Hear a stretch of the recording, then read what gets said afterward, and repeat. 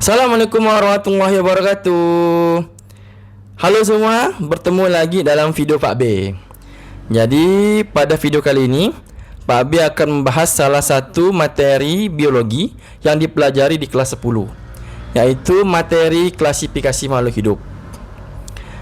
Jadi dalam klasifikasi makhluk hidup itu, murid-murid perlu tahu persamaan dan perbedaan ciri-ciri pada setiap makhluk hidup, sehingga pada akhirnya murid-murid dapat mengkelompokkan atau mengklasifikasikan makhluk hidup sesuai dengan ciri yang dimiliki. Untuk kali ini Pak B akan membahas dua kelompok makhluk hidup. Jadi kalau secara umumnya klasifikasi makhluk hidup sekarang itu mengelompokkan makhluk hidup dalam 6 kelompok atau 6 kingdom yang dikenal. Pertama ada Archaebacteria atau bakteri yang hidup di tempat ekstrim. Eubacteria, yang kedua Eubacteria atau bakteri yang sejati. Yang ketiga ada Protista. Yang keempat ada fungi atau jamur. Yang kelima ada Plantae atau tumbuhan. Yang keenam ada Animalia atau hewan. Karena goalsnya adalah nanti murid bisa mengelompokkan atau mengklasifikasikan makhluk hidup, maka pembelajaran ini biar tidak terlalu sulit, fokuskan saja murid untuk paham ciri-ciri setiap makhluk hidup, sehingga dia nanti ujungnya bisa mengelompokkan. Oke, kita akan lanjut. Untuk yang Eubacteria dan Archaebacteria, Pak B lebih senang mengelompokkan mereka menjadi bakteri saja. Jadi kita hari ini coba bahas ciri-ciri bakteri. Oke, ciri-ciri bakteri. Yang pertama, bakteri itu bersel prokaryotik. Artinya sel bakteri itu tidak memiliki membran inti, sehingga materi genetiknya tersebar di sitoplasmanya. Jadi dia sederhana sekali. Sel prokaryotik, tidak memiliki membran inti. Yang kedua, dia uniseluler. Artinya dia bersel satu. Walaupun dalam pengamatan mungkin akan ditemui koloni-koloni. Itu sebenarnya adalah dari satu sel yang bergabung. Ya. Dia uniseluler atau bersel satu. Yang ketiga, dia berukuran mikroskopis, sangat kecil, sehingga harus dilihat dengan mikroskop namanya. Makanya mikroskopis namanya. Yang keempat, dia memiliki dinding sel yang tersusun atas zat peptidoglikan. Ini berdinding sel tersusun atas zat peptidoglikan. Yang kelima, dia kosmopolit. Artinya dia bisa hidup di mana saja, di udara, di tanah, di air, bisa saja ditemukan mana saja, bahkan di tubuh makhluk hidup, ya kan, kosmopolit. Yang keenam, sebagian besar bisa bergerak dengan menggunakan flagel. Ya, jadi itulah ciri makhluk hidup yang bisa dimasukkan ke kingdom bakteri atau kelompok bakteri. Yang pertama, bersel prokaryotik. Yang kedua, uniseluler. Yang ketiga, mikroskopis. Yang keempat, dinding selnya terusan atas zat peptidoglikan. Yang kelima, kosmopolit, bisa ditemukan di mana saja.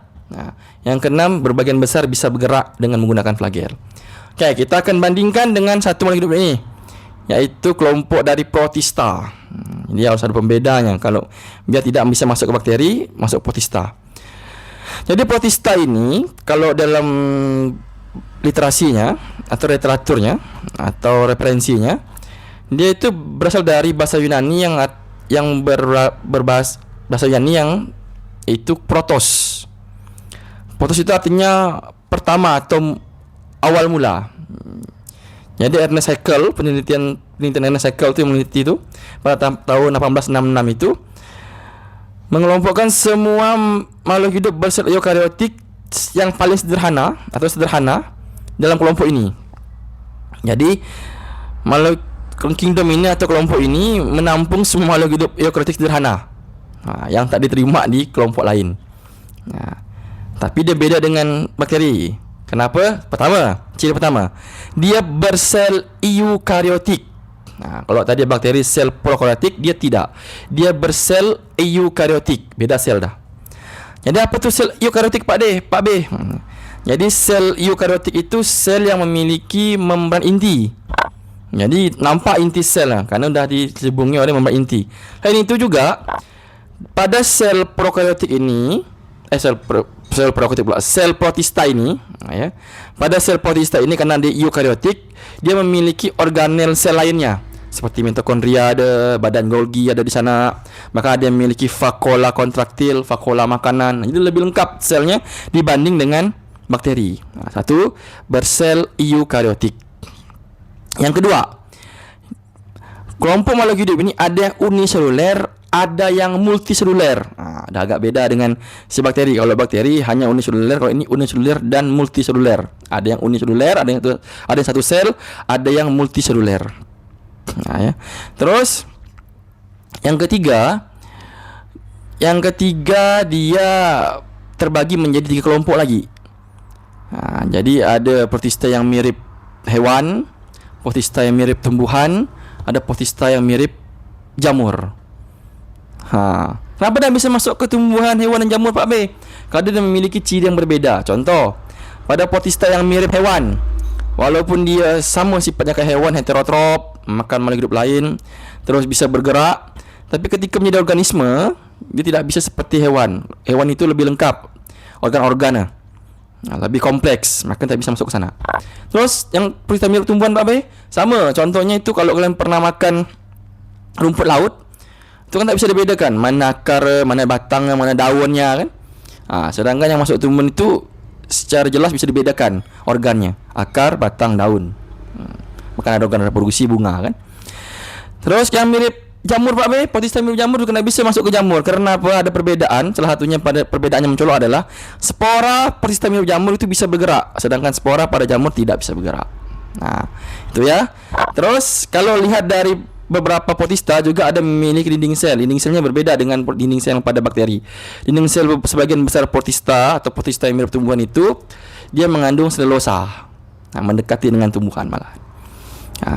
Tapi ada kesamaan. Beberapa kesamaannya itu pertama, ada beberapa protista yang mirip hewan itu bisa memperbanyak diri seperti bakteri, itu membelah diri.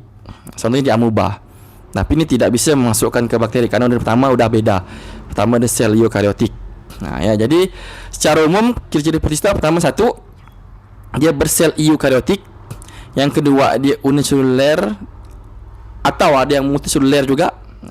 Yang ketiga, ada protista yang mirip hewan, protista mirip tumbuhan, ada protista mirip jamur. Yang keempat, organel sel lebih kompleks daripada organel sel pada bakteri. Yang kelima, dia sebenarnya ada kelima adalah tadi bisa membantah. Itu pertama, dia ada yang mikroskopis, tapi juga ada yang makroskopis. Kalau tadi apa itu makroskopis, Pak B? Makroskopis itu artinya bisa berukuran besar. Contohnya pada rumput laut. Dan hanya saja dia tidak bisa masuk ke kingdom yang lain karena dia tidak sekompleks kingdom yang lain. Makanya disebut di sini adalah untuk sel eukaryotik yang paling sederhana. Jadi itu ya. Jadi bisa membedakan. Kalau ada dinding selnya adalah selulosa, bukan peptidoglykan kayak yang di bakteri. Jadi ini nanti murid-murid atau Bapak Ibu guru bisa menyimpulkan lagi perbedaan dari bakteri dan protista. Oke, jadi itulah pemahaman Pak B tentang bakteri dan protista. Nanti pada selanjutnya kita akan bahas makhluk hidup yang lainnya untuk melengkapi pembelajaran di klasifikasi makhluk hidup. Sampai bertemu di video berikutnya. Assalamualaikum warahmatullahi wabarakatuh.